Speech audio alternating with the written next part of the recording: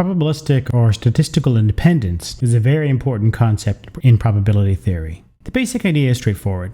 Two events are said to be independent if the occurrence of one doesn't influence the probability of the occurrence of the other. In other words, given two events A and B, if A occurring or not occurring has no effect on the probability of B occurring, then we say that A and B are probabilistically independent. On the other hand, if the occurrence or non-occurrence of A does have an effect on the probability of B, then we say that A and B are probabilistically dependent. A schematic way of representing independence is like this. If A and B are independent, then the probability of A given B is just the same as the probability of A all by itself. And if they're independent, it works the other way too. The probability of B given A is the same as the probability of B all by itself. If these are not equal, then A and B are probabilistically dependent on one another. We're saying that the occurrence of B changes the probability of A and vice versa. Let's look at an example. Toss a coin. Assume it's a fair coin, so the probability of it landing heads is 50% or 0.5. Let's assume that it in fact landed heads. Now given this, what is the probability that it will land heads again on the second toss? Well, if you think it's higher or lower than 0.5, then you'd be making a mistake. These are probabilistically independent events.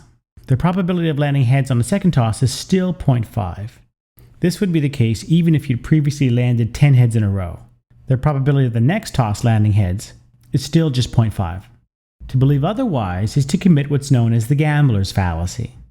I promise we'll talk a lot more about the gambler's fallacy in the course on fallacies of probabilistic reasoning. Now, consider this example.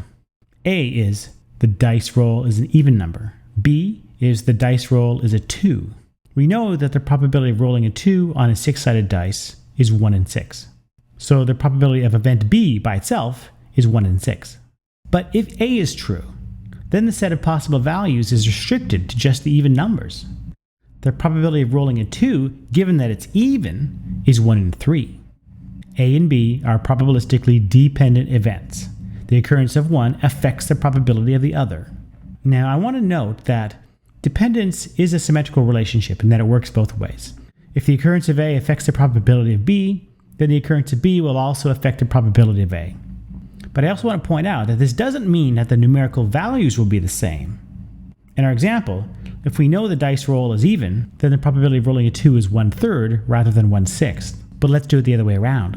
We roll the dice, but we don't know anything about the outcome. What are the odds that the dice roll is even? Well, that's just 1/2, since the even numbers are 2, 4, and 6, and that's half of the possible outcomes. But now let's say that we know that we rolled a 2. This obviously affects the probability that the dice roll is even. In fact, it's certain that it's even. Given that it's a 2, the probability that it's even is 1.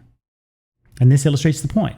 They're dependent whichever way you go, but the numerical values may differ depending on which way you go.